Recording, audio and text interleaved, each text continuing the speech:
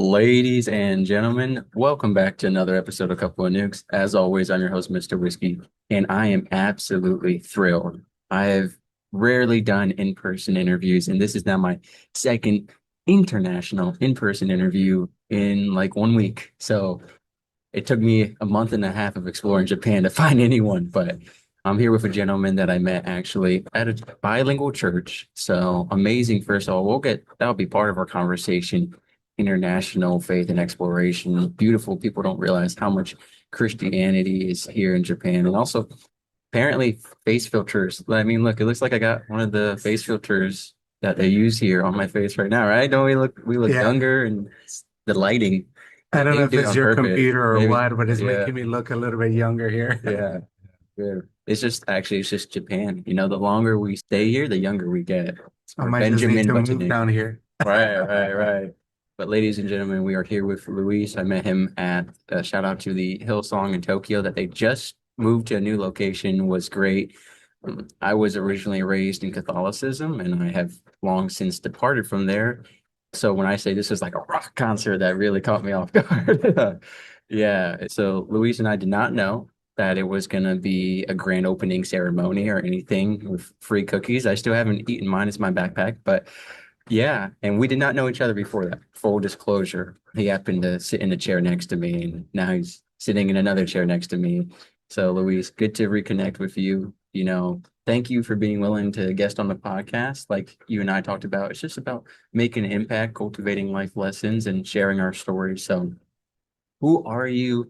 Give us just a brief overview before we get into the details, starting with, I guess, why you're here in Japan Yeah, well, for the next 12 hours. who am I? Well, I'm an island boy from the Dominican Republic Oh, that was fortunate enough to meet a beautiful girl from Florida. every I, man's dream. I got married when I was 19. I have four beautiful boys and decided to stay, right, in the States. Now the boys are a little bit older, and two of them are done with college. One is on his way, and another one was here with me in Japan on vacation, and now he decided to go back home early. He missed what does the song He say? was His getting too young. He's like, I'm gonna go back. So you stay a little longer. yeah, I But I stayed a little bit longer because I just love to travel. because the Uh, flight here was pretty long to begin with. if we're gonna be here, if it's gonna take us, depending on where you fly from, Yeah. 13 plus hours, you might as well enjoy it. Right. So I decided to stay a little bit longer and try to enjoy the culture, enjoy the food, and learn about its history. It's a beautiful Right. country. So Yeah. I'm sure we all have the same question. Did your wife swim to the DR or did you swim to Florida? Well, I met her in Florida. So Okay. yeah, I came to do high school in Florida and then Hmm. met my wife. That's maybe another story for another podcast, but was married for 25 years, got divorced, and now we decided to date again. So Okay. now Okay. you can say we're engaged, I There's guess. actually a podcast called like Divorce. I don't know the name of it, but someone told me about it. It's about people who got divorced and then fell back in love again and got remarried, sometimes more than once, and yeah. But I'm hoping to right, keep it right, to one right, time. right. Just one time. Once is enough. And when you come back looking so much younger, I mean, it depends. Maybe she thought you were a silver fox and she's gonna leave, but hopefully she's like, oh, young again. Okay, here we go. But We'll see. Yeah. when it came to going to high school in Florida, was that a personal choice, like you ran away from home, left home, or was that your parents pushed you towards that? What was kind of the deal? There's a saying that says the Lord works in mysterious ways. Yes, yes. So I was in Florida and I was with some family friends and my parents. My dad called me when I ran out of money and he called me back and he said, "Hey, don't worry about it. Don't worry that you're out of money. We're moving to Florida." So I didn't get a chance to say goodbye to a lot of my friends Mm, and stuff. mm, At the time, we were living in Mexico, so it was a little bit traumatic. mm. It kind of you get uprooted. It's very difficult to start over, Of course. but when it's forced on you, Right. you do it kicking and Mm, screaming. So you just have Of to course. put one step in front of the other and figure it out. It sounds like there's some cultural barriers as well because you talked about the DR and then Mexico and then Florida. So Yeah. this is all within the span of just you becoming a teenager. Yeah. So I was born in the DR, lived in Mexico for maybe 3.5 years, and then Mhm. moved to Florida. So I think in total, yeah, I lost track of how many times I've moved. Right. I'd be lying to you if I gave you a number. Between after I got married, then I lived in Florida. I also lived in Georgia. You and I talked about this. And now Texas is home. So Right. yeah. Right. Yeah. So but my my Represent. yes. My dad is an industrial engineer, so he traveled a lot for work and Okay. always looking for projects. And there's a little bit of family trauma there, you know, because he was a very successful businessman and then lost his business Mm. after the first Gulf War, right? A series of bad decisions and bad financial decisions and trusting in the wrong people, Mm. right? So, you know, he lost that and then it was always trying to, you know, regain that status Right. that he lost. It sounds like his identity and purpose were really tied to what he was doing rather than existing separately. You know, it's funny you say that because that's one of the things that I talk to my kids is Mm. as a man, we shouldn't let what we do dictate our Right. identity, Right. right? Because of exactly that. Mm. Like you're a Navy veteran, and once you get out of the Navy, if your identity is I'm a Right. Navy man, right? Yeah. Once you finish for whatever reason, then what's next, Mhm. right? Or if your identity is a musician and you can't play music anymore, then what? Right. So I think it's very difficult for men because we find a lot of satisfaction in what we do, but Right. to separate who you are Mhm. from what you do is really important. And it's something that we're not taught to do that, right? Right. And historically, there's this precedent for your value being equated to your monetary income, right? In fact, it can impact in the dating scene. I watched some of these shows and podcast clips where, they're asking how much money should your man make? And some of these women are saying, $300,000 a year, $1 million a year, 40,000 a month, really unrealistic numbers if you actually look at it. But in general, historically, that's been a thing. And yes, I mean, you want someone who is going to be a partner in life who can provide for you and protect and all that. But there's also a point where when does it become unrealistic or when does it become such a pressure and burden on a man that is harmful, you know? Yeah, well, if you let your identity be dictated by the demands of this world, right? Mm. In your example, you're trying to, not you in particular, but a man is trying to look for a wife, and the person he's dating tells him you need to be making a minimum of, 7 figures for Right. before we get married. Then that person may choose to follow that track and try to figure out Mm. how do I do the seven Mm. figure income. Might not even be in alignment with them. Exactly. It may not be his purpose. Right. If that's what he thinks is going to bring him happiness, what he thinks is going to be the ultimate goal is being dictated by somebody else. Once he gets it, then what? Right. What happens when the marriage falls apart? Mm. Right? Personal example, it was very difficult for me when I went through the divorce because I got married at 19 and that my identity was being a married man, being a dad. Mm. And when that gets taken away, then you're left with nothing. So Right. that was a hard lesson for me to Mm. learn. It's my identity is not tied to me being a dad or being a Right. father. My identity as a believer in Christ is that I am a child of God and my purpose in life is to glorify God. Now, Mm. that could be done in different ways. So, it could be as a good The skills husband, and as a gifts that he good, gives yeah, us to use. Yeah. yeah. But it doesn't necessarily mean that, everybody has to 100% know this is what I'm going to do because then when you lose it, then you're in the same Mhm. boat, right? Mhm. So for me, that was a hard lesson during the divorce is, how to separate my personal identity from being a dad, being a husband, being a provider. Because when that got taken away, then I had to really peel Right. that down and figure out, Right. okay, you know, who am I? right? And I think a lot of people are getting into relationships to make who they are rather than knowing who they are before they get in, because a lot of people are coming from torn homes, traumatized homes. A lot of people are struggling with self-love. We know there's such a lack of self-love, of identity and purpose. And so we're seeing more people get into codependent or relationships that are their sole identity, number one. And then I want to backtrack a little bit. Did you grow up with being bilingual, or did you have to learn new languages? Because I know, if I'm not mistaken, I'm not an expert, but the Dominican Republic has its own variant of Spanish compared to Mexico. Is that correct? It's it's still Or close enough? the same Spanish. What happens that over the years, the real Spanish, Hmm. Castellano, has diverged. Kind of like, Hmm. Mexico has their own words, their own Right. slang, Right. right? Texas and Florida have their own dialect. Exactly. Right. When I moved to Georgia, I needed a country slang Mm. translator. Right. Right. I didn't understand a lot of things, but yeah, the Bless your heart.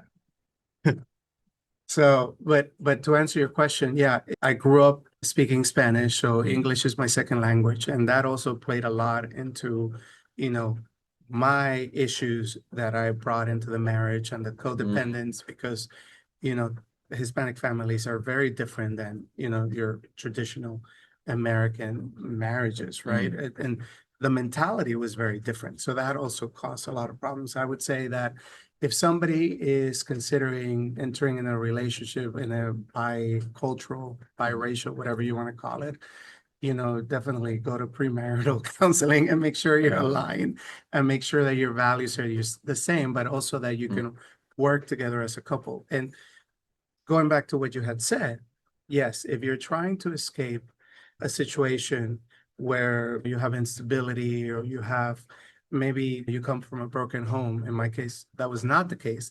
But I do think that I was trying to escape the reality of my family at the time Mm. because it was a little bit dysfunctional. Actually, one of my aunts that I love dearly, she pointed it out. You were trying to escape your household, and she was trying to escape her household. Mm.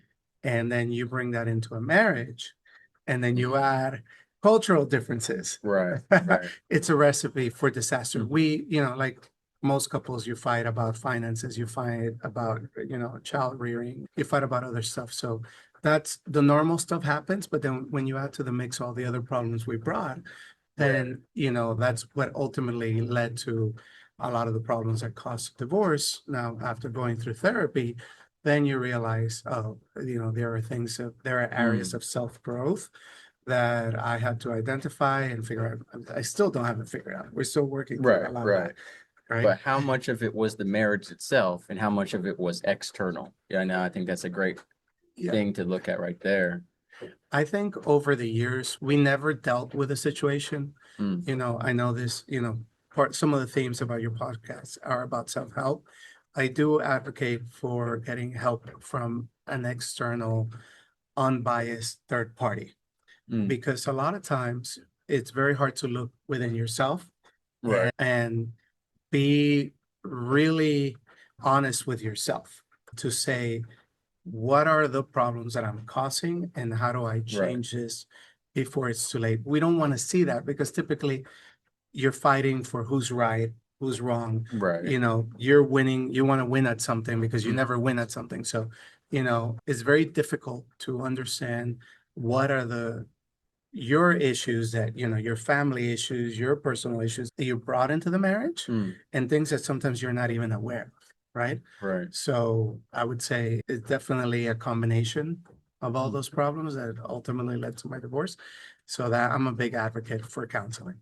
And it's not the same as some people will say that divorce is becoming very common, but for somebody that was married for 25 years, that was a very traumatic event for me. Mm. And I would say that it was very helpful to go and get counseling from a third party unbiased to basically tell you, here are the things that you're doing wrong. Here are the things that your family history has created this or ingrained this notion, this idea in your head, and you need to change that, right? Because if 100%. somebody doesn't call you out on it, you're Hmm. never gonna make a change, right? So if you're not aware of it. So Mm. some people become self-aware, but it's very rare, especially when it's things like that. we're in Japan. And one of the things that the Japanese, they have a saying is that people wear three masks. I don't know if you've Mm, heard it. Have you ever heard about I that? have not. So the Oh, wait. idea, Yes. Okay. Yeah, I have.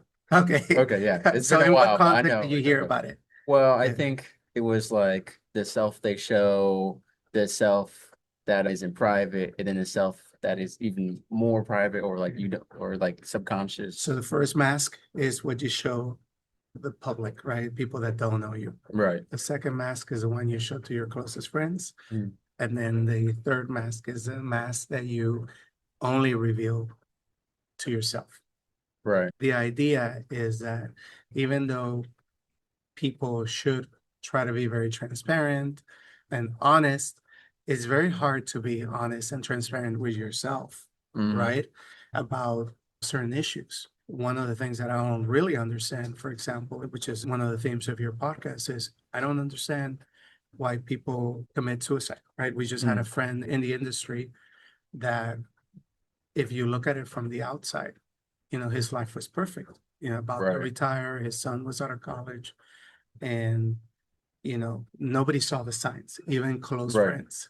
So why is that? Like, people that are supposed to know you very well, Right. it's very hard for somebody to admit that they have a problem or talk about it, especially I think in the US there's a culture of, you always want to show the successful side. You don't want Right. to Right. show the struggle, the weaknesses, because that would mean that you're broken and then, people ought to pity you. But Mm, that's not true, right? You might know more about that than I do because you've talked to other people and explored this topic. But that's something right. that, you know, why does it continue to happen? And it happens often.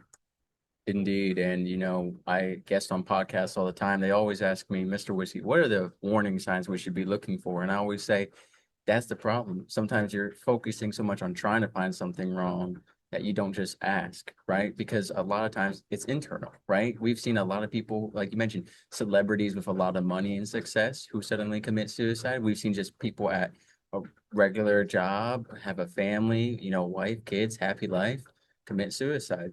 It's because it's about what's going on inside. And like you said, sometimes they don't share that. And I always say we have to ask, and there's only so much you can do if they don't want to share. But what you can do is your best to create a space that is tactful, that is respectful, that is inviting and comfortable to share. And so I think it's really important, and it's way too common. We all know someone who has committed suicide or is in the midst of addiction, which runs alongside a lot with the internal, because there's a lot of people who are highly functioning alcoholics or drug addicts, and they are actively at their job or at their family in addiction, and no one knows because it's what's going on the inside. And we always say when it comes to addiction recovery, there's layers and layers to it, because you'll get, why do you drink? They'll give ABC reason, but there's a deeper reason and a deeper reason, and a lot of times I think we talk about self-awareness.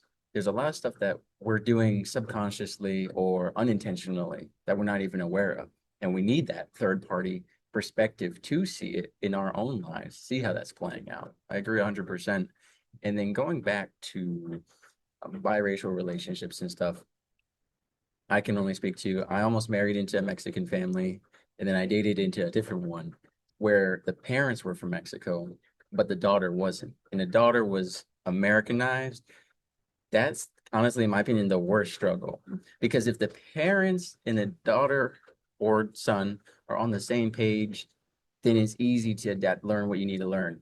But when the daughter is a rebellious Mexican American who doesn't get along with her mom and dad, you get thrown in the middle. Mr. Whiskey, don't worry about this, don't worry about that. But your parents really want me to, no, no, no. I don't like my parents. But then the parents are like, you didn't greet Abuela when she came to the house. Ugh, but she said not to. Ugh, it's the Yeah, thing. It's the thing. as an immigrant, there are a lot of things that you don't understand. Like, there are cultural references that go over my Right. head. Right. I have a really good friend and I have to tell him, hey, you know, what does this mean? Right? Mm. Or he makes a reference about a song from the 80s. I don't understand. He has to break it down to me, Right, right, right? right. I didn't grow up here in the 80s. So the parents miss a lot because they don't, they didn't grow up here a lot of times, right? Right. Depending on when they came here.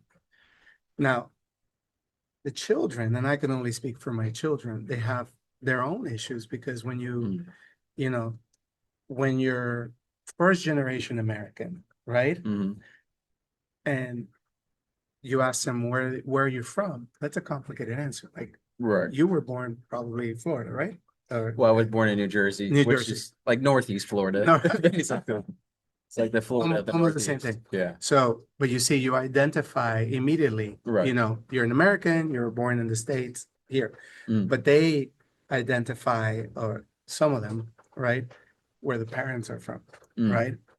And then your identity is tied to how you think, how you do things. So right. imagine that if a person says, well, I was born in Florida, Texas, whatever, but then my parents are from here, Mm, then you can tell that, they identify, there are things that they identify with whatever Hispanic culture they come from, and there are things that they identify. So in a way, they're living in two worlds, right? mm, mm. And they grew up here, so they don't necessarily relate 100%. So there's a lot of complications. Right. What I would say is that, but it is hard, it's not impossible, right? But the biggest indicator from what I've seen, Mm, observing my friends' marriages, my kids dating, my own marriage, is that I think it's very important to realize how the person you want to marry treats her mom, her dad, mm. right? Do they have a good relationship, right? Well, I have 100% don't like my parents partner ratio, But one thing too, I think what I saw a lot of times was the empathy and resonation of struggles was very lacking. For example, my Mexican ex-girlfriend, her mom would say, well, I had to grow up in a village where we had no air conditioning and we had foot-long like centipedes or millipedes, her life was completely different from her daughter, who in her eyes had this most privileged life. Her daughter's struggles are different. It's not about what you're eating or where you're sleeping. Her stuff is, I don't know if her makeup looks bad at class. I don't know, but When do the I the get the like the the latest scaling, iPhone? right? The scaling was so different, and in her particular culture, it was all Mexican immigrants in the same community. And she hated it became a quinceañera. Who has the biggest quinceañera competition? Whose daughter is the skinniest? She was the heaviest. So, she did not like her parents because of that, because every single family member felt the need to say, you're getting so fat and this and that. But it was like a competition. But I think when you move to like a different country, you see, like, I'll give you an example. My fiance is Filipino American. Her parents or her dad is from the Philippines. She's here. And her and I have been talking about moving, and I mentioned the Philippines. And her parents' perspective on it is so different from ours because they're like, we came here to leave the Philippines, and now you want to take our daughter back there? We came here to give her more opportunity. I said, but the opportunities that she and I have going to the Philippines are different than you being born and raised there. Like it really is all about perspective. And sometimes it's hard for us to shift our perspective, especially when we came from a very certain environment or where we think our children or whoever else in our life is in a certain environment. Yeah, well, from a parent's perspective, if one of my kids tells me, they're going to live in, I don't know, another country, whatever country, Right. I I would have a similar Right. thought Right. process. Is like I made the sacrifice. I lived here to give you a better life. What Right. what I think is hard for people in my generation to understand is that the American dream is changing, right? Yes. And And that's a and huge thing. in in the US, I personally believe the US is the greatest country in the world, but it's not perfect, Mm, right? mhm. So success is different for everybody. Right. And for me, it was, get a good job, buy a good house, provide college for the kids, and be able to travel. And for somebody else right now, it might be just travel, or it might be Mm. I want to own a house on the beach and own a cafe. Well, the biggest difference too, when you put it like that, right? The American dream was go to America. There's better paying opportunities, better job opportunities, make this life. For me though, my generation and the generation below me, and now the older generations, but they're older now, we have remote work. And because of remote work, everything is shifting. Yeah, For me, being in the Philippines doesn't restrict my job opportunities because I could still be running a company in America, making that American dream money in the Philippines. Whereas people who were in the Philippines who during their time period, their generation, the only work was what was there. So I think remote work is really shifting that dream as well. It's made it more, hey, now the American dream can be somewhere else. Yeah, what you're saying is absolutely true because I had a coworker that her and her husband were traveling during COVID. They would spend a month in an Airbnb and then they would move the next month. So Mm, they were traveling the States and they went overseas too. right. So they just kept moving a month at a time. It's a different world. It's a different world. And you also have a lot of opportunities. But not only that, travel has become very affordable, which is That too. something that we didn't have when I was younger, right? Because travel used to be a luxury for a lot of people. Mm, So you don't have the restrictions or the heartaches to make it back home if you needed to see right. family that, we had back when I was Right. younger. And you So have FaceTime and yeah, calling and all this digital connection now on top of it. Right. I mean, you talked earlier about just leaving all your friends and not seeing them again. Well, now, if it was the case, you'd still be able to contact them online and everything to a more, still not the full connection, but to a greater degree than just that's it, done. yeah. So there's a quote that I actually sent to my kids the other day. I'm gonna read it. It was from Anthony Bourdain, and I think it talks about that shift in the Mm, perception of the American dream, tangentially, right? right. The quote from Anthony Bourdain is travel is not a reward for working, it's education for living. Mm, wow. My generation saw it as a reward for hard work. A Mm, lot of people would right. It was say, vacation. yeah, I want to travel when I retired, right? So it Yes. was save, save, Yes. save, save, and then they'll travel. Mm, And I think what we're seeing now, we're here in Japan, right. is that we have an opportunity to learn about the food, the culture, the history, Mm, and learn, enrich our lives, right? right. And if you're doing international business, you understand more about their culture. So I think that's a shift in the way of thinking. Now we have opportunities, to expand our minds, expand our horizons and the relationships. I Mm, mean, the fact that, an island boy met you, mm. a cowboy from New Jersey in Right. Japan, it's pretty wild, Well, right? sounds like your typical anime, but yeah. Yeah, I mean, the enemy stand users could be anyone, you know. But yeah, and I think it's great. Like you said, getting this international travel at a younger age is really mind opening. And I think it will build more towards global unity and harmony because a lot of people grew up with very skewed versions of the world. They just had this picture painted of other countries. I use myself as an example all the time. I grew up, I thought outside of the US, everything was just a war zone, pretty much except for, well, there was Great Britain and stuff like that. But everything else, I grew up with this perspective from my parents that it was just impoverished. It was racist and hateful and disgusting. And I've traveled to a couple countries now and done a lot of virtual international work. And it's people trying to live their lives, trying to, one of the things I said when I first came to Japan, I went to a park by myself. I just sat down, I got an ice cream from the vending machine and a nice drink. And I saw families walking their dogs, pushing their kids on a swing, fishing, lots of fishing, and having barbecues. And I said, you know what? They just want the same thing that we want at the end of the day to raise up their family, be successful, and happy. I mean, that's Yeah. really what it is. And the people in the war zones in Iran, Iraq, Middle East, people in South America, they want the same thing. And we blame a government structure or a religious cult or whatever political thing is going on and say, well, all the people must be bad. And it's so shallow. Most of the people want to have great lives. And you got maybe one person in charge of the country or five people in government who are bad people ruining all of those lives and then ruining the perspective of that whole nation to the rest of the world. Yeah. Unfortunately. Um, there's a lot of division in this world, even in the Christian community, based on ideology. Hmm.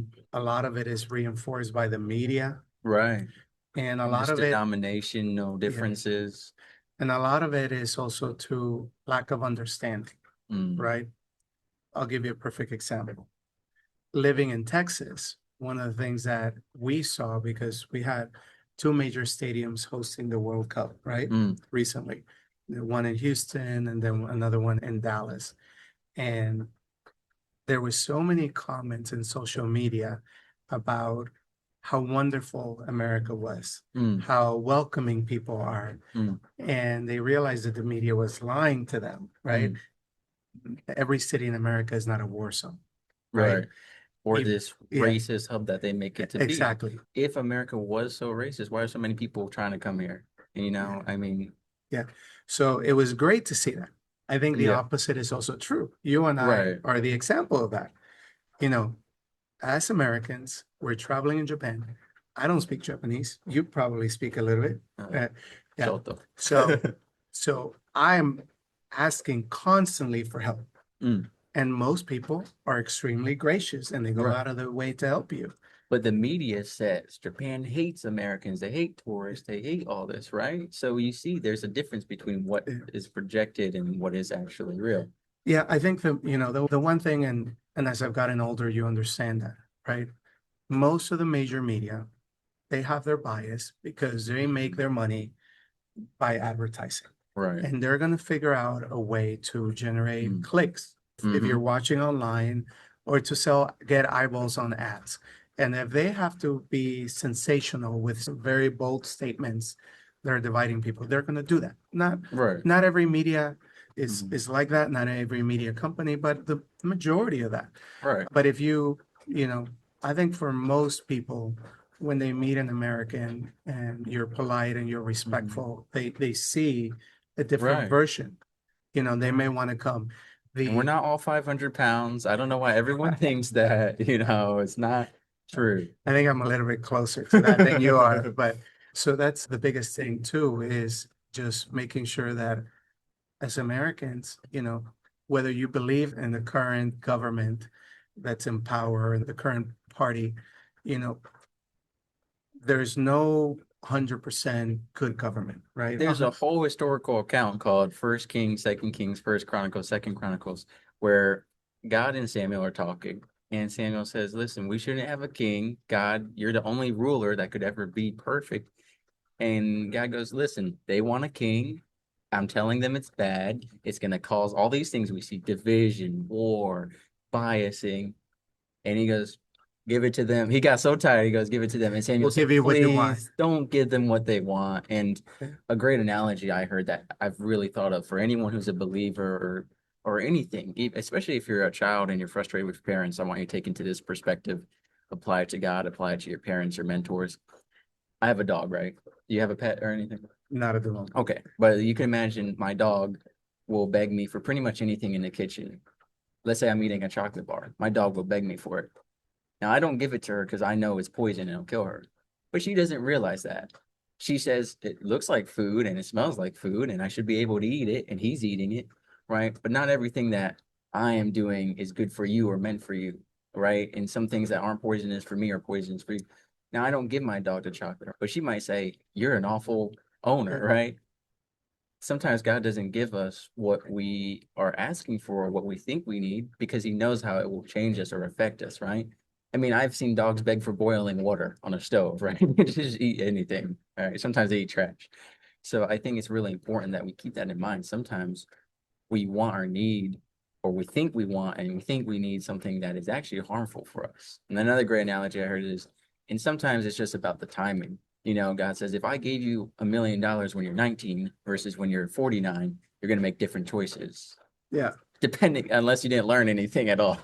Yeah. You know, You know, a good parent will provide what the child needs, not Mhm. what necessarily always what Mhm. the child wants. I do think that if we take that to government, a government is not a replacement for God. The government is not Yeah. going to provide all your needs.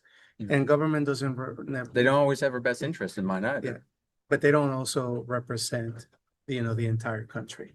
Yeah. So that's what we need to keep in mind. And what I try to tell people when I'm traveling is whatever your beliefs are, if people are, they hate the Republican Party or they hate the Democrats when I'm traveling, like, look, I am a person that I'm very pragmatic and I'm trying to be the best representative that I can be, Mm.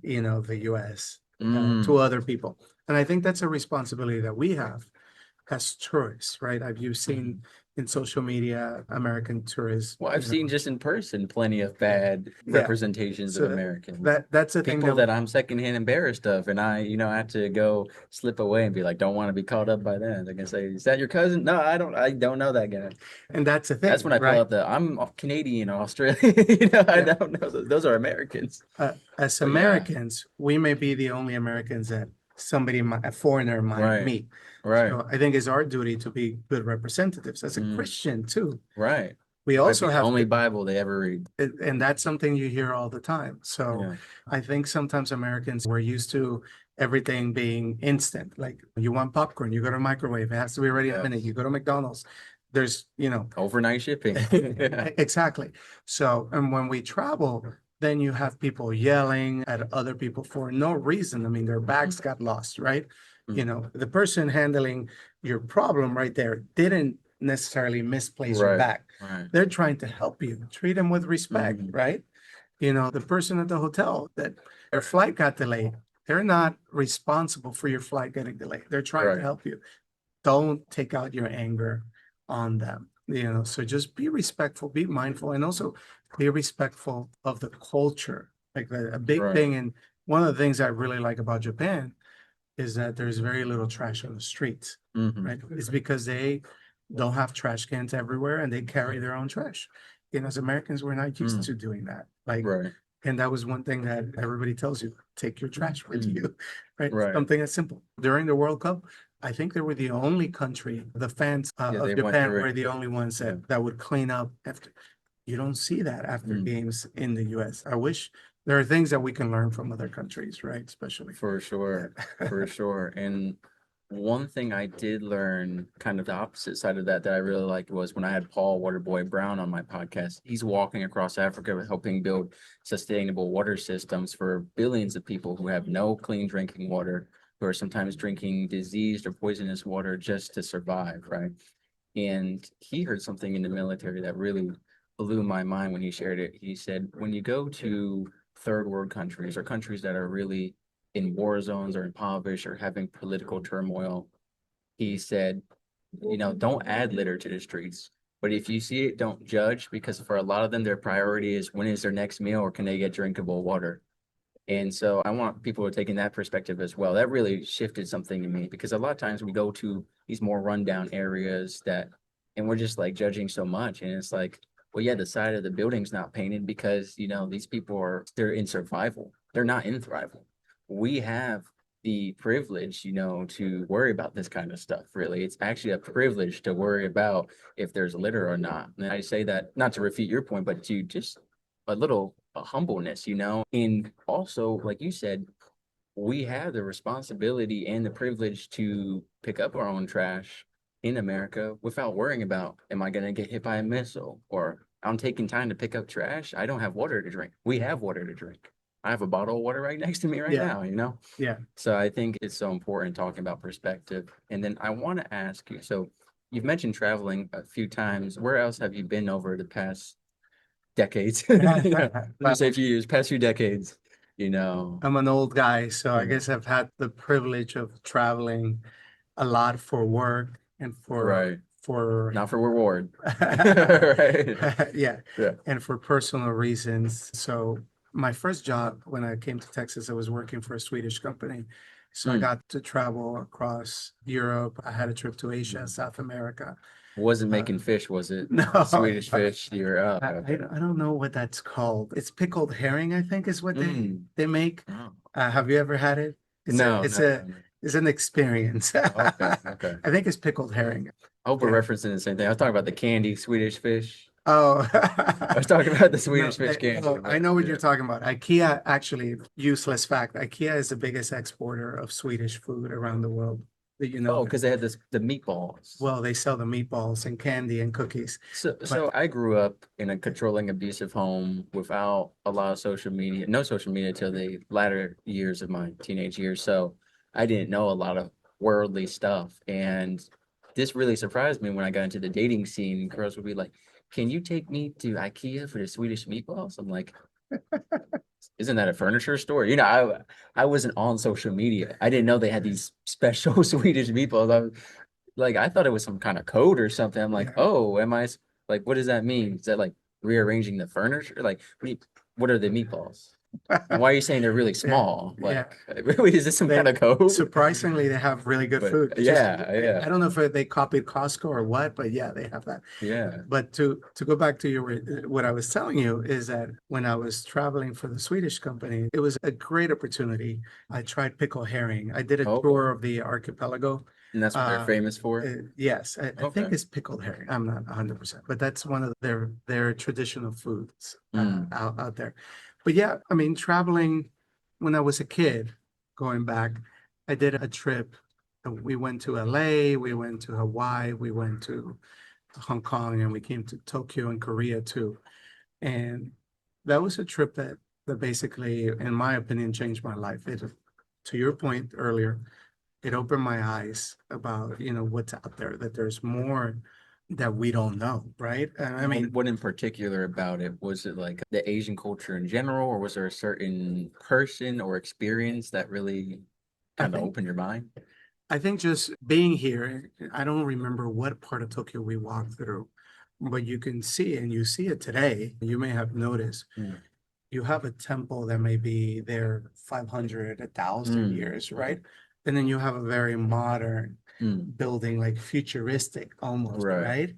And it's being able to survive in right. harmony, Whereas which, there's so much replacement in other parts of the world, here we have some coexistence. well, not just Right. even replacement, they in the US Mm. just celebrated its 250th anniversary, right? Right. And we were in Japan. Well, I was in Japan for it. So, but they actually did huge drone shows and fireworks here and everything. And but I Yeah. was home alone eating an ice cream bar.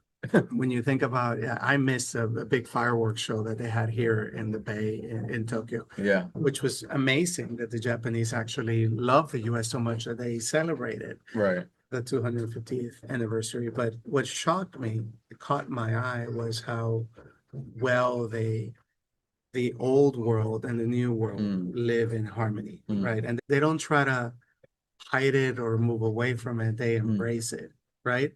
So people say that in the US we don't have a lot of Historic or or right. historical sites, right?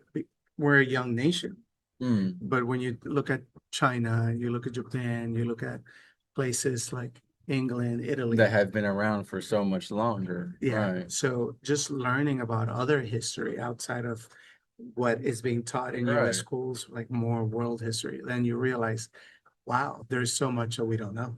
This is There's so true. much that we don't But know. none of them have the world's largest sweet tea or ball of yarn or beer can. We've got some history that no one else has.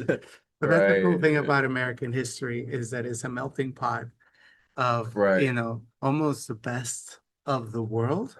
Right. And we lack for very little, almost nothing, right? Right. In the States, it is a privilege and it's something that we can't take for granted, because Mhm. things are changing and we get the government that we deserve, right? So Right. if there is any young person listening, I would tell you to get involved. Get Mm. involved in politics. I'm not pushing any ideology. I'm just saying get involved. Right. If one of the things that I had to go through and was civics education for my Mm. Mhm. citizenship, one of the most beautiful documents out Yeah. there is the Declaration of Immigrants Independence. know more about that stuff than we do, actually, because y'all studied it for the test.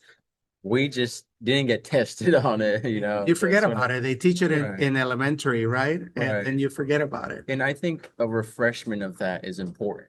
I mean, I say with our personal lives too, always remember your origins, remember where you came from, right? You need to keep that perspective. And I mean, historically, you read throughout biblical history, throughout world history, and people got prideful and forgot their origins, it led to great downfall. Not just their downfall, but the downfall of others, right? We all have an effect on other people.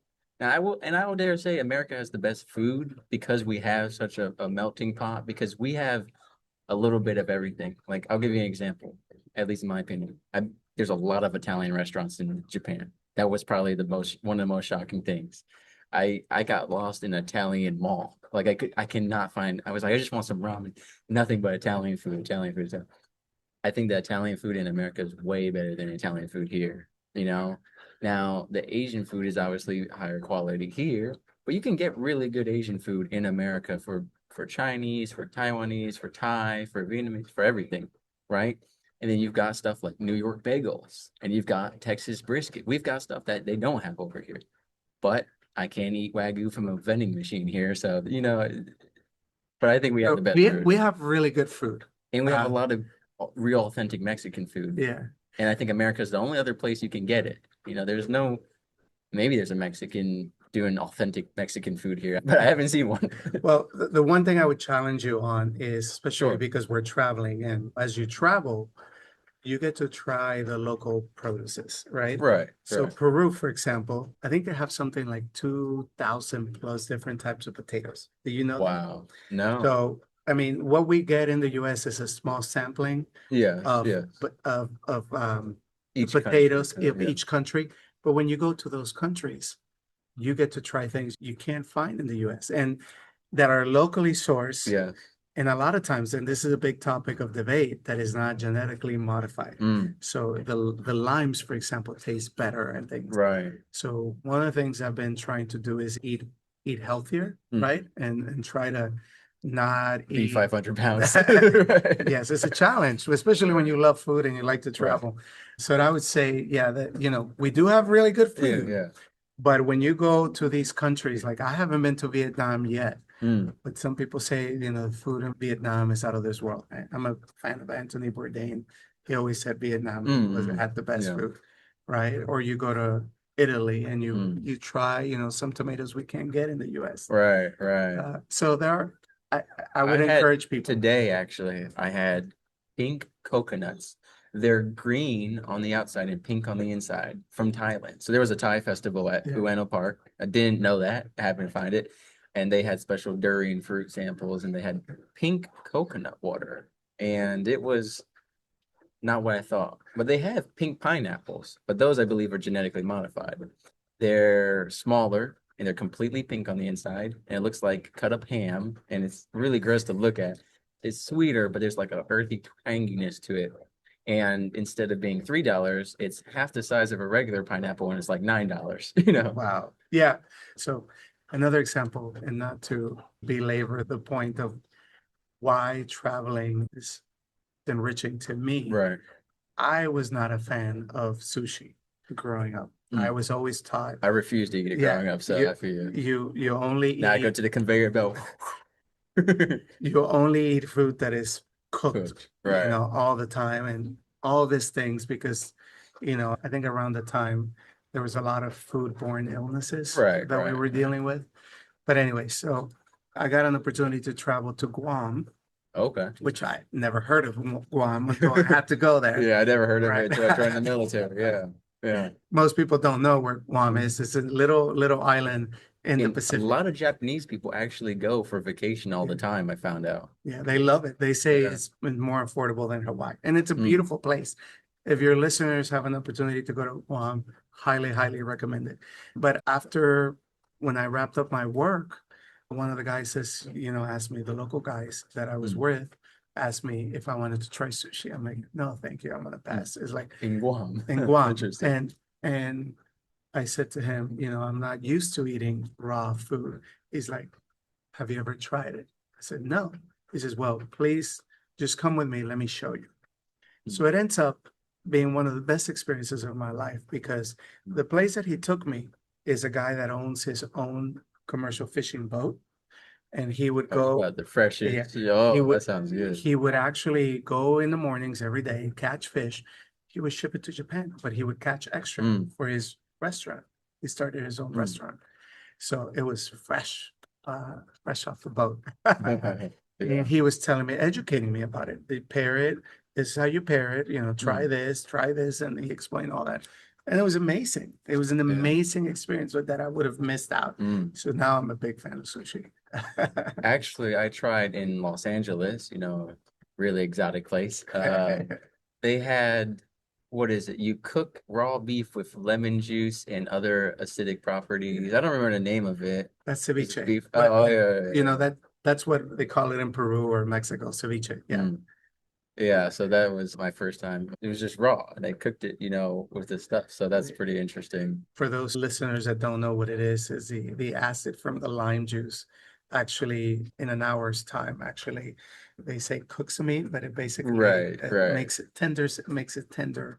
right. I don't know the exact process, but I would highly recommend for people to try ceviche, especially if you go to Peru. So Right, but even them explaining the process, you're still looking at this like raw meat on your plate and they just sprinkle some juice on it and they're like, okay, you can eat it now. It's like, shut them out there. Hold on. What do you mean? Yeah. there's very strange foods that people all over the world try. Like I was in, Balot. Have you been to the Philippines?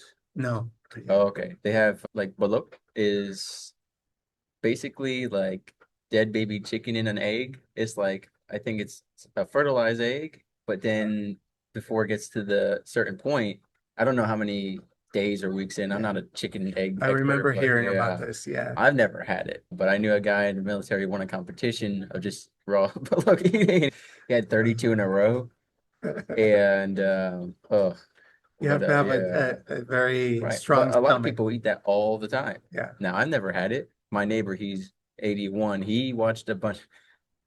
He went to a strip club and watched a bunch of strippers eat an ostrich egg. I don't know what kind of experience he was there for. He said he got dragged there against his will, but he said a whole ostrich egg. Isn't that Never, strange? I've never tried that, but yes, it's crazy. We're taught in the US that, food that is processed, that is certified is safe. So Hmm. we But inherently, labels are so misleading yeah, nowadays anyway. but they're inherently making us afraid to try new things. So Right. most people that travel, or a lot, I shouldn't say most people, a lot of people that travel Hmm. don't want to try new things because Hmm. they've been told Right. it's not safe, Right. right? And sometimes they're wary of trying new things, and that's a challenge. That's a struggle that I had with my own kids when we were traveling, making them try new Mm. things. They were not used Right. to it, right? If it's not beef, fish, maybe shrimp, Mm. they don't want to try it, That's right? why you get a foreign partner. Like when I was dating the Mexican American woman, she made me try menudo. Right. I didn't Menudo. want that. Yeah. And that's the cow stomach, right? Uh, it's either cow It- stomach or cow tongue. I one of don't those two. remember. I don't Yeah, remember. yeah. So well, I've had both. My least favorite was the stomach. I said this is cannibalism. It's a stomach eating a stomach. And I think we had it in soup form and it the way it looked, and I was like, no. But I've had barbacoa, right? Yeah. Which to some people, shout out Raul Herrera, Swiftboat Vietnam veteran. He took one of his friends to see how it was made, and it was just like a decapitated cow head and whatever process. But they also wanted me a different Mexican American girlfriend I had. It's not a pattern. It was the neighborhood. They had me try mole, Yes. which was like it's like chicken with chocolate sauce. It doesn't really make a lot of sense.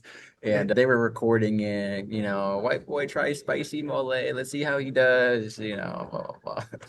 In the Dominican Republic, they actually, it's similar to the barbacoa, they do an entire pig Mm. and they bury it underground and Oh, I've heard of this. yeah. So the different ways that people make it, but it's the Yeah. actual pig. Here in the fish markets, you see the live crabs and the Mm. lobsters, right? And the fish and the squid, everything. There's things that I've never seen in my life. Have you seen the seafood like wafer where they pour like dough, like liquid dough, like kind of like pancake mix on a square press, and then they put a whole crab and it becomes completely flat, and you just eat it. Like the whole, do you know what I'm talking about? I saw this on Instagram the other day. I haven't tried that, but I think I passed by a establishment that had that, but I did not try it. There's not Okay. enough time. I'm Yeah. only here for Did you try anything this trip that you've never had before? um yes, but mostly pastries. I was playing it safe. I got sick. Oh, okay. Uh Last week I got sick, so I had to get some medicine. I went to a pharmacist and get some over the counter. So I decided not to be as risky trying Right, anything right. because I didn't want to get any issues with the stomach, especially if I'm leaving They're sticking to tomorrow. tiramisu. And different pastries. But I did try different types of soup. I was in Kyoto Mm, last week and we tried some different Japanese food. I can't remember all the names. right. Well, it's interesting because I actually have been going to Italian restaurants while here as much as I was joking about it. And they have a slightly different twist on some things here. And I'm sure you've seen a lot of Yeah. the pizza comes with corn. Like it automatically comes with corn, which a lot of I would have never known that, would have never even thought to think that, right? But it's different. Like the minestrone soup at the one Italian restaurant here, they have it has potato chunks in it, right? Oh, wow. Which I don't think Olive Garden serves it that way. And I should know because I go to Olive Garden and I get five soups. One time they scolded me. It says unlimited soup. And she said, well, I think you're gonna keep ordering soups and then only I don't know. The Japanese got smart. We went to an all-you-can-eat Mm, steak place. I think they had a 2-hour limit. They put a timer, right, and then you can't order anything else after the timer is off. right, Goes off. right. Well, So it's not like I was there for a long time. It's first of all, they have gallons of soup at Olive Garden. Don't even start with me. They've got gallons of soup, and I can only eat them as fast as they bring them. A lot of times, it's their fault for bringing them so slowly. It's soup because I'm trying to gain weight, but eating, five soups a day at Olive Garden isn't really yeah, doing it's not it. gonna cut it. It's some liquid weight, but yeah. And then this trip in general, what has been your favorite part of it? So, Besides the fact that your kids came. um, Or maybe that was your least favorite part, who knows? it's different with traveling with kids because a lot of Right, times, they don't want to do. I travel until my feet hurt, and I want to see as many museums, right, try as many right, things as possible. So not everybody likes to travel like that. Some right. some people's idea of traveling is to go to a beach and Sit order in the spa, margaritas. Yeah. right, right. So I You're like like doing me. I that. don't do the Well, lazycation I do unless it's like doing. predestined for that. Yeah, Yeah. exactly. There are times that's amazing. You Mm, need it. I want to say that this time I had an opportunity to go to different museums and to explore nature. So Kyoto was mm, beautiful, being the original imperial city. mm, One of the tour guides was telling us that Kyoto survived relatively unscathed because there mm, was not any big military targets. So Kyoto is beautiful. That was amazing, the Golden Temple, to see the Imperial Palace. That was quite an experience. We also did a team labs. I got to mm. do team labs in Kyoto with my son. For those of you that don't know that, that's an That was my interactive next question. that's an interactive experience, and there were just things that you felt you were in a movie. It was just Is unreal. it So like VR or it's like no, they roller just coaster? like to give you an example, they had a room that had these balloons that had Okay, a metallic finish or metallic look. really? And basically, they had these giant fans in the room, and they generated by just forcing wind, generated like almost like a tornado of Okay. those balloons. And then they tell you, we're going to shift the room, go to another side of the room. And it made it seem like you were inside a wave of these balloons. Really, really cool. Mm, mm. And they have different experiences. So It's like 40 interactive experiences. kind of, yeah. Are you like solving riddles or just competing for points against There's almost people? like interactive art displays, like you're in the art. Oh, actually, Yeah. I did one of those at there was an observation tower I did in Kobe, I believe, where everywhere, well, it was just one of the simple ones where the Yeah. floor moves and stuff, but they had a wall. Wherever you touch the wall, it would summon artwork. So that was They pretty had one cool. of Yeah. those. Yeah. So highly, highly recommend it. I did the one in Kyoto. Some other people that I've met did the one in Right. Tokyo. They loved it. I want to say that also Nara was pretty spectacular. We That's went at the to deer park, right? that That we everyone went talks about. to Deer Park. Everyone keeps telling me to go there, and I'm like, It is definitely is it worth worth it. I didn't get a lot of time to explore, and I Mm, was with my son, the teenagers. As soon as we hit the Deer Park, hmm had lunch, he wanted to get back. hmm But, in the US, most hmm people think of deer and oh, it's hunting season or whatever. Right, right. And deer is normally scared of you because they're not Mm, used to interacting with humans, right, right? In Nara Park, the deer are trained to interact with people because they sell you these wafers. So right. they come to you. Actually, I have a video of somebody screaming because the deer kept Right. nibbling at them, trying to get the wafer. So, they're chasing people. So Yeah.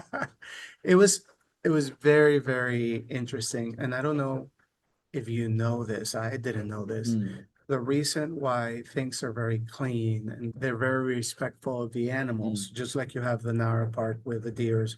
Mhm. There's There's a bunny island that I've yes, seen. or they have the pet cafes and they have the monkey sanctuary. But anyways, it's because the Japanese are very respectful of nature Mm, because they believe that right. they're the spirits, right? There's spirits in the water and in the Mm, wind and in the animals, so part of their religion. So they treat them with respect, which is amazing to see.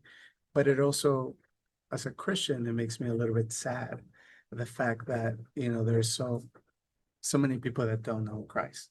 So right. going back to how we met, it was actually very refreshing to be Mm, at a church service right. and A to get bilingual church. Right. bilingual that is growing, right? Hmm. It's Hmm. they were celebrating their 7 7 year 7 anniversary. They year had to move anniversary. multiple times. And I actually was with one of the members today getting even more history. And the thing is, being here studying Christianity abroad, I found out about they crucified people in Nagasaki. Multiple people crucified them on crosses. Like I wouldn't have realized that. And there's actually a section of Nagasaki that they were telling me about, which was they call it hell. And it's like these sulfur steams come up and stuff, and they used to persecute Christians there. And I've been studying other places where different islands that got converted by different people from Korea, people from Japan, and it just really blew my mind because you and I talked earlier about cultural perception growing up. I grew up always thinking that Japan was, I didn't even know what religion, like I just knew it wasn't Christian. I figured there was none here. Like we hear a lot about Christian persecution in China. We hear about it in Africa. I think what we need to focus on just as much as those places is what about the places we don't even hear about at all, Yeah, right? What are they up to? And do they need our support? Or, what can we do to help? Or, is it because of secret persecution? Is it just growing slow? It's becoming less taboo here, but it's still kind of something that not a lot of people talk about, or you don't see a lot of public displays of it. But I've been with some Japanese people who prayed before their meals in public, and that was probably one of the most shocking things, but like you said, refreshing and inspiring to me. yeah. So one of the tour guides was explaining to us when we did the palace here near Shibuya or Ginza. I can't remember the name of the place, but he was explaining that during the colonial times, Christianity was banned because the Japanese emperor didn't want Mm, European traders coming in and proselytizing, right? mm, And sharing the gospel. So they kicked everybody out. And for a long time, they shut down the borders, right? And it wasn't until trade started opening back up. And in a way, it was because they were concerned about for militaristic reasons, right? right, right, How do we defend ourselves and how do let's be isolationists, right? right, So there's a lot of history there that is the origin for the persecution right, of Christians.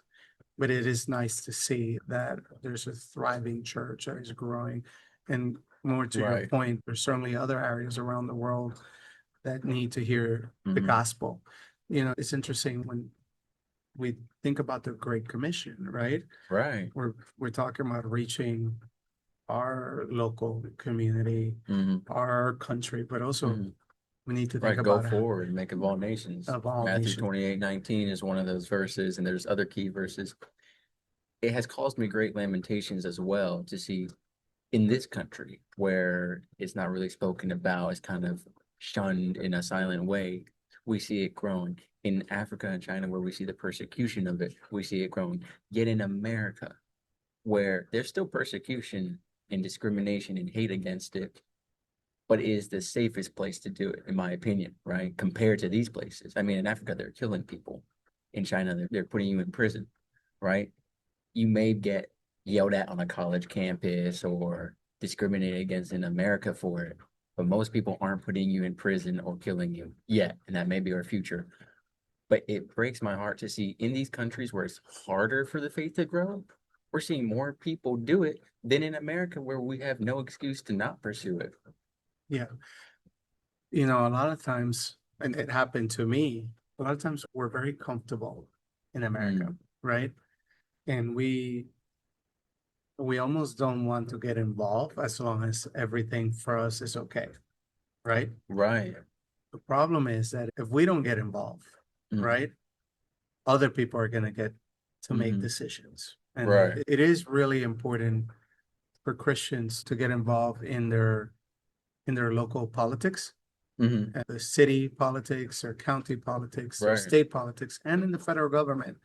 And there's a lot of dissatisfaction with the government. You know, you can say one party or the other, Right. you know, without talking specific about any party, because people think what I do doesn't matter.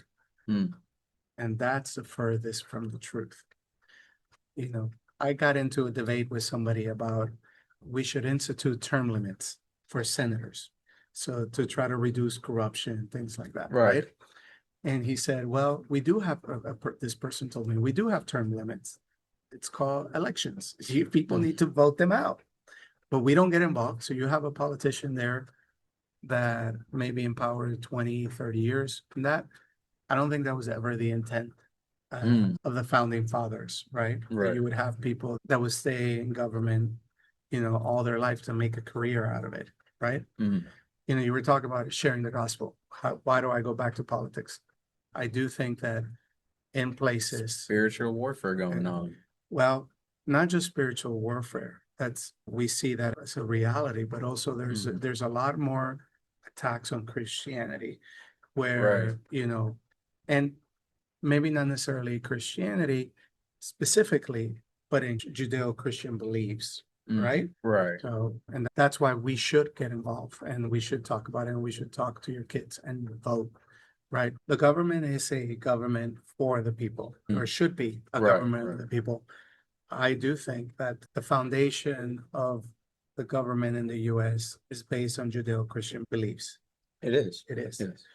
And if you have laws that are attacking that foundation and that are attacking those beliefs are going to be contrary to people of, you know, Judeo-Christian faith, Mm.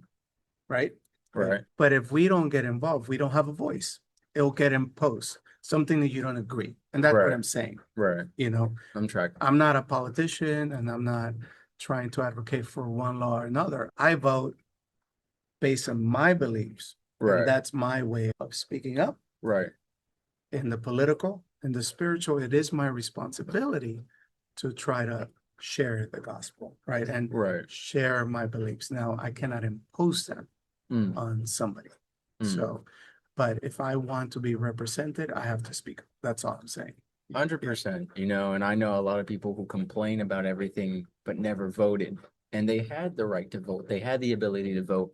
They said, well, I just didn't feel like going to the voting center or whatever it is. And it says, well, then how can you complain? You can still be upset about these things. But if you did not do the bare minimum to make any impact, I'm not saying that your vote would have changed everything, right? But it's about the principle. It's about the effort. Did you even try, right? It's about doing the bare minimum. And I agree 100%. So this is something I heard from former President Barack Obama. I'm not saying he was a bad president. I'm not saying he's a good president. It's just something he said Mm. because everybody has difference of opinions. But he says most people don't think that their vote matters, so they don't want to get involved. The reality is that 100 years ago, he would never have become president if things don't change in the US. It just Mm. happens over time, Mm. right? There will be change, but it's not immediate change. It will Right. be over time, right? Mm. So if you believe in certain things, like, you know, that a woman should be president, then get involved and vote. We haven't had a woman president, but, you know, the Doesn't women, mean it can't it happen, can't right? happen. So that's what I'm saying, We right? are so short-termed and short-minded when it comes to stuff. We don't look at that long-term picture, right? We're so focused on the present and now, and we're living by these 4-year cycles. And we need to look at bigger pictures like what about 10 years, 20 years? But it can be hard to do because it seems like everything is just reset. It's this constant back and forth every 4 years almost. And so we're seeing little progression sometimes, but we've also seen, if you look at the long term, we've seen change from the time of the founding fathers, right? You're talking about 250 years. From then to now, we've seen a lot of change. But I want to back up for everyone your personal journey of faith. What brought you into the faith? How has that walk been? Obviously, was it affected by marriage and divorce and travel? I mean, has it been pretty smooth? Has it been rocky? So I grew up in church, right? And then going to church, Sunday, Wednesdays, and other activities all the time. But as a teenager, I kind of questioned my faith, right? Right. And I walked away from my faith. And then, I had an incident where I realized, we all have a very short life. Mm. And I got saved. Like And a near-death experience, you yeah, mean? yeah. Okay. And I got saved and, try to live out my Christian faith. And then, as I was saying earlier, as Christians, we get comfortable, right? Mm. I thought that, I started questioning my faith again and kind of got comfortable. Yeah, there's no other way to put it. And, I think the divorce was a big wake up call for me. And I've always tried to live a Christian life morally, but not really try to live as a Christian, like sharing my faith, right? What's a Great Commission? It's making Right. disciples, right? Right. And that's the fruit of a Christian, right? Are you making disciples and sharing my faith? And that was a big thing. I think as I've gotten older, I realized that if I really want to live out a Christian faith, I need to be also Right. helping with It's that. not just about getting yourself to heaven, it's really about who can I bring? Yeah. Well, it's about sharing the gospel, Right. Yeah. sharing the gospel. So, I'm very grateful. God has blessed me beyond belief, but also made me aware that your faith shouldn't just be internal, it should also be external. 100%. Right? And I'm a work in progress. I don't claim to be perfect. Yeah, of course, of course. Make mistakes Right. all the time. But yeah. Right. I saw you indulging in that tiramisu like gluttony earlier. You know, ate it in 0.25 seconds. I do have a big, Uh, big sweet tooth. Me too. We're gonna go get pastries after this, but let me ask you, along those lines, is there a certain quote of scripture that has a special place in your heart, or maybe that during this episode you thought of that you want to share? Well, there's always the go-to, right? Right. And the first one is, when as a teenager, I struggle with my faith, right? And I think it's common for a lot of people to question their faith. But when we look at what is a Bible verse that I always go back to, like Romans 10:9 and 10, right? If you confess with your mouth that Jesus is Lord and believe in your heart that God raised him from the dead, you will be saved. Talking about your assurance of your faith. That's a verse that has given me comfort and peace, is that I've confessed that Jesus Christ is Lord and he's accepted me as a child of God, right? But then the second verse is my favorite, I would say. So one is getting assurance of salvation, which is really important, Right. right? And then the second one would be Romans 8:28. And we know that all things work together for good to them that love God, to them who are called according to his purpose. I think, going back to the theme of your podcast, no matter what people are struggling with, if you're here, is because God has a purpose for you. And if you're willing to learn from this experience and go to God and ask for help, he can turn all those things that you might think might be bad or hurtful or inconvenience, whatever word you want to use. He says there's a promise from God in the Bible to his children that all things work together for good for those who love God. So in the worst situations I've ever been, I always claim that verse. And I think to myself, God, if I'm the problem, show me. If somebody else is a problem, remove it as soon as you can, right? So Now, we've talked about a couple of different things, bilingual upbringing, marriage, divorce, parenting, travel, faith, politics, all interconnected. For everyone listening, what do you want the main takeaway to be? Obviously, they should have paid attention to everything you said, right, to a degree. But if you had to leave them with just one thing to really reflect on today. I would say that if you don't know Christ as your Savior, he's there and he's extending his gift of eternal life. And he Mm, wants to treat you, if mm, you're willing to get close to God, he will treat you as his child. And if you believe that, he wants to give you good things. Now, that doesn't mean that life is always perfect, mm-hmm. but he's there to help us, right?